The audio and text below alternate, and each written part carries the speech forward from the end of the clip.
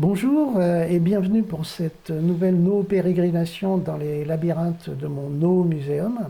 Et aujourd'hui, on va aller visiter les mèmes, la mémétique, l'apocalypse, les prophéties autoréalisatrices et le sens de la vie. Enfin, si j'ai le temps. Alors, on va tout de suite sauter, je reprends les commandes du no-muséum, et nous allons directement sauter dans le niveau qui est consacré à la révolution culturelle qui a eu lieu entre les années 70 et les années 90, essentiellement en Amérique du Nord. Et on va aller directement voir un personnage emblématique qui est Richard Dawkins. Richard Dawkins est un chercheur qui a sorti un livre assez célèbre à son époque, en 1976, qui s'appelle The Selfish Gene, le gène égoïste. Et dans ce bouquin, qui est un bouquin assez vaste, qui traite donc des gènes, et où il dit que les gènes sont égoïstes, parce au contraire du 19e siècle qui a fait l'humanité un sommet de la pyramide des espèces, pour Richard Dawkins, en fait, l'humanité n'est qu'un outil pour les gènes, pour se reproduire. C'est pour ça qu'ils sont égoïstes. Les gènes n'ont qu'un seul but, c'est de se reproduire. Donc tout organisme qui permettra aux gènes de se reproduire massivement sera favorisé. D'ailleurs, c'est bien le problème que nous avons là, l'humanité étant un des organismes ayant le moins de problèmes, je dirais, à se perpétuer, à se reproduire. Alors, mais dans son livre, il va avoir un petit paragraphe, un petit chapitre très très court, et il a une sorte de vision. Et il dit... mais dans cette espèce de grande soupe dans laquelle évolue le vivant, il y a un nouveau répliquant qui vient d'apparaître, un nouveau réplicateur. Et ce nouveau réplicateur, il va décider de l'appeler du nom de mème, en s'inspirant du mot français mème.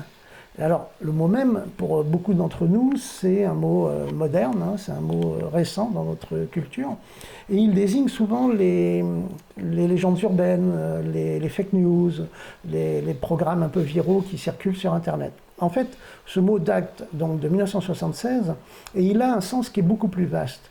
Et Richard Dawkins, dans son texte, dit donc je vais appeler ce nouveau répliquant, ce nouveau réplicateur du mot même, inspiré du mot même français, parce qu'il voulait au départ l'appeler mi-même, mais il trouve que même ça sonne mieux, parce que ça sonne comme le mieux, comme crème, donc c'est le meilleur, le sommet de la qualité, et il sonne comme gène, évidemment. Et alors qu'est-ce que c'est un mème pour Richard Dawkins? En fait, l'idée c'est que les idées et les concepts sont des entités vivantes qui se servent de nous pour se reproduire et se propager.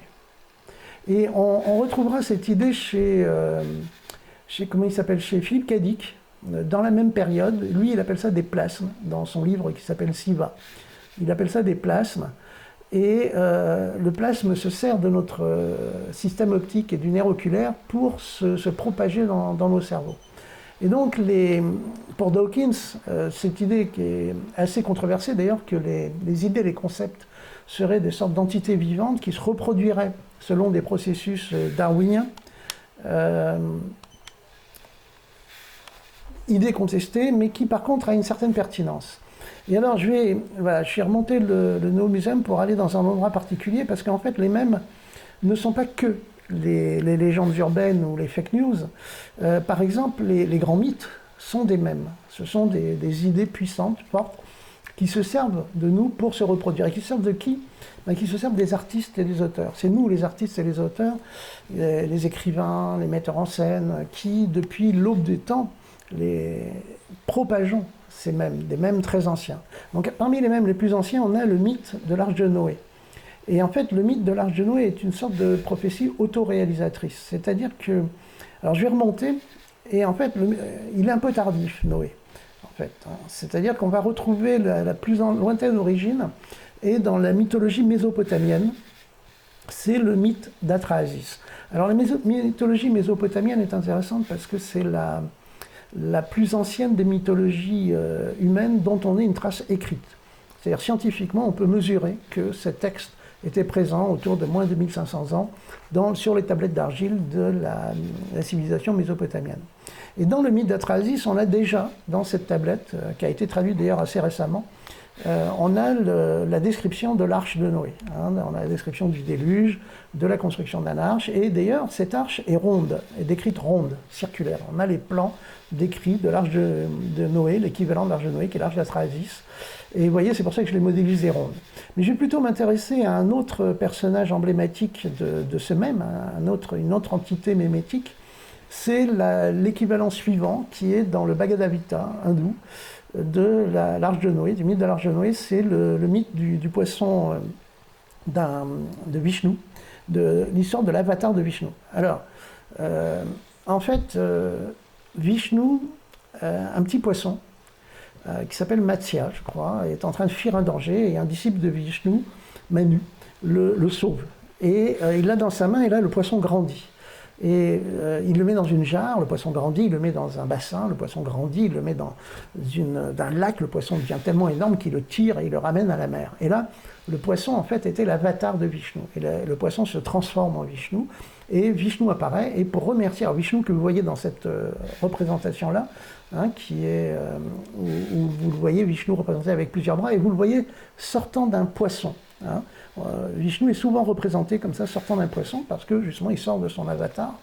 Et Vishnu dit à Manu, je suis en train de me fighter grave avec un démon sous-marin, et de cette bagarre va y avoir un déluge qui va ravager la planète. Et donc il faut que tu fabriques un arche, et dans cette arche tu mettras une espèce, un élément de chaque espèce, 2 éléments de chaque espèce, et pour sauver la vie pendant que la bataille va avoir lieu. Et on retrouve bien évidemment ce mythe-là un peu plus tard dans l'arche de Noé. Alors c'est intéressant parce que ça c'est un mème puissant. C'est un mème qui a traversé les âges et qui a été colporté par les artistes et les auteurs. Hein, ce mythe de l'arche de Noé, ce mythe du déluge. Et en fait, nous sommes en train de le réaliser. C'est-à-dire, alors je vais aller un peu plus loin dans le No Museum, ce sont ce que j'appelle des prophéties autoréalisatrices. Et nous sommes en train de le fabriquer, l'arche de Noé. Alors je vais aller dans le futur maintenant. Et dans ce futur, dans le No Museum, vous voyez, c'est les grandes nefs stellaires. Hein, on est à l'intérieur d'une de ces grandes nefs stellaires dans lesquelles nous allons voyager pour atteindre les étoiles. Et en fait, c'est intéressant parce que nous sommes en train de les fabriquer. Et d'ailleurs, on va avancer un peu dans les couloirs du No Museum. Et là, on va aller prendre les commandes ici. Vous voyez, j'ai récupéré le modèle de la navette de 2001 l'Odyssée de l'espace et qui va nous permettre, voilà, là j'ai pris les commandes de la navette, vous voyez, et on se retrouve dans le film 2001 l'Odyssée de l'espace. Et 2001 l'Odyssée de l'espace, c'est une très très jolie métaphore qui illustre aussi, c'est un mème très puissant, vous voyez la fin de 2001 l'Odyssée de l'espace, c'est un bébé qui grandit dans l'univers. C'est une fin complètement surréaliste, hein. C'est à la fois une métaphore sexuelle, mais c'est aussi une métaphore du vivant qui se propage dans l'univers. Alors, pourquoi cette métaphore est importante? Pourquoi cette idée de l'apocalypse est importante? C'est qu'en fait, nous, artistes, nous transmettons ces mèmes.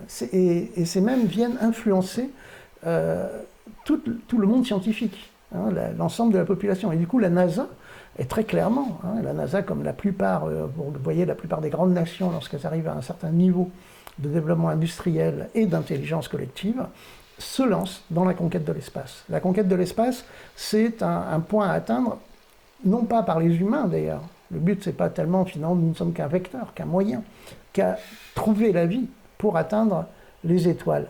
Nous sommes la seule espèce sur la planète actuellement qui a la capacité de s'affranchir de la pesanteur terrestre.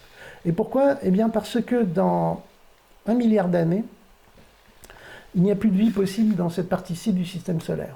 Et si la vie, dans son processus d'expansion négantropique, ne s'est pas affranchie de la pesanteur terrestre pour aller essaimer dans les étoiles, elle est foutue.